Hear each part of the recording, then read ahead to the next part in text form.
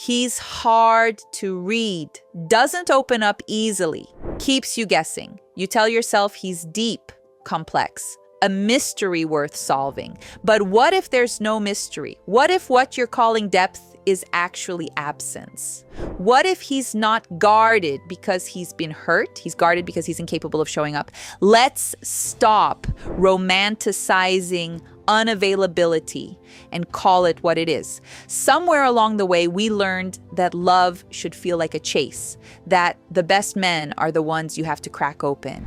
That emotional labor is romantic, but that's not depth. That's dysfunction dressed in attractive packaging. And the sooner you see through it, the sooner you stop wasting years on men who were never going to meet you. The romanticization of avoidance movies taught you that the brooding, distant man is the prize.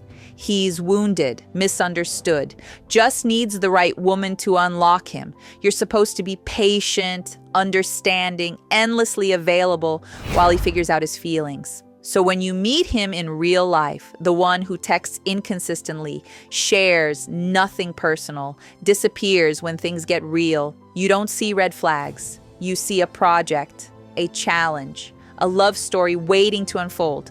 But real life isn't a movie, and you're not a rehabilitation center for emotionally avoidant men. The mysterious man on screen has a scriptwriter giving him depth. The one in your bed?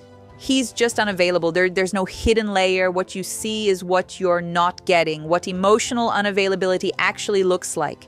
Let's strip away the romance and name the reality. He shares surface-level information, but nothing vulnerable.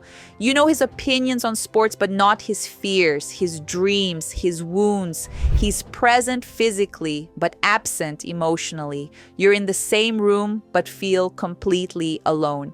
He deflects with humor, logic, or silence when conversations get deep.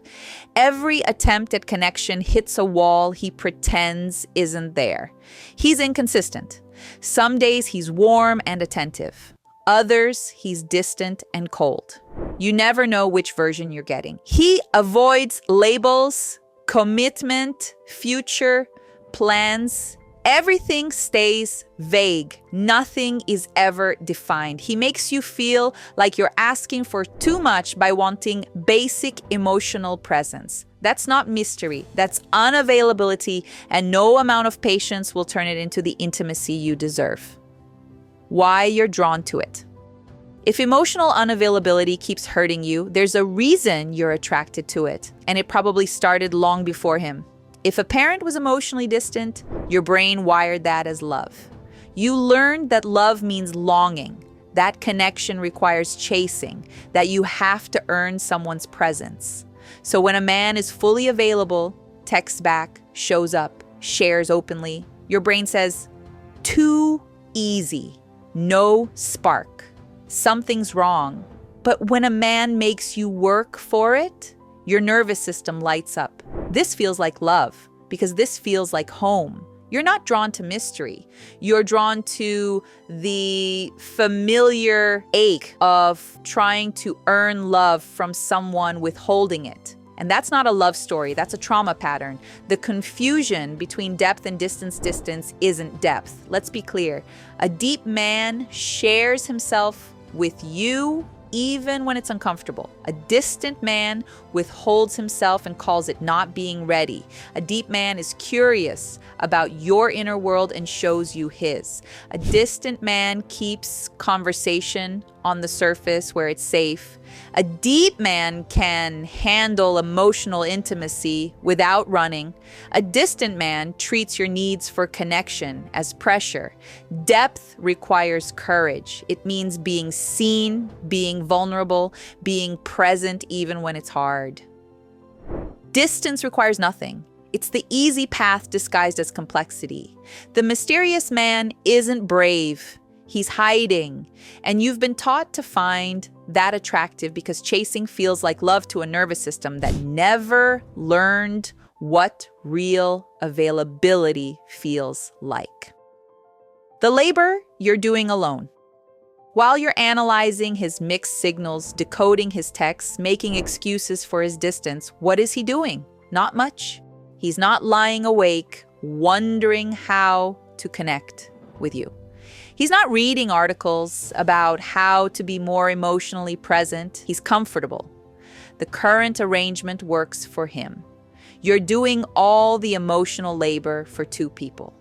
You're carrying the entire weight of intimacy on your back while he contributes nothing and still gets access to you. That's not partnership. That's unpaid emotional work for someone who hasn't applied for the position. You're interviewing him for a role he's already shown he can't fill. What availability actually feels like.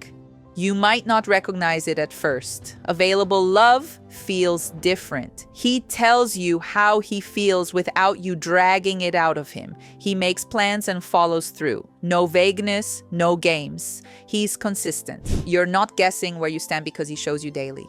He leans into connection instead of running from it. He makes you feel secure, not anxious. It might feel boring at first. That's because your nervous system is calibrated to chaos. Stability feels foreign when you've only known inconsistency. But boring isn't bad. Boring is safe. And safe is where real love actually lives. The permission to walk away. You don't have to solve him. You don't have to wait for him to become emotionally available. You don't have to prove you're patient enough, understanding enough, special enough to crack him open. Some men aren't mysteries waiting to be solved. They're unavailable, and they might always be. That's not your failure. That's his limitation, and you're allowed to stop sacrificing your peace for someone who won't meet you halfway. Walking away from potential isn't giving up. It's choosing reality over fantasy. It's deciding that your actual needs matter more than his theoretical growth. The standard you deserve. You deserve a man who shows up, not perfectly, but presently. Someone who makes you feel chosen, not confused. Someone whose actions match his words. Someone who treats emotional intimacy as a gift, not a burden. That man exists, but you won't find him while you're busy waiting for the unavailable one to transform. Every moment spent decoding someone who won't open up is a moment stolen from the relationship that could actually nourish you. He's not mysterious. He's not deep. He's not wounded in a way that your love will magically heal. He's emotionally unavailable. And the only mystery is why you're still waiting for someone who's shown you exactly who he is. Stop romanticizing what hurts you. Stop calling distance depth. Stop believing you can love someone into availability. The right man won't make you guess, won't make you chase, won't make you feel crazy for wanting connection. He'll just show up openly, consistently, fully. That's not boring. That's the whole point. If this woke something up in you, subscribe for more content that tells the truth about love. Comment. Have you mistaken unavailability for mystery? You deserve presence, not puzzles.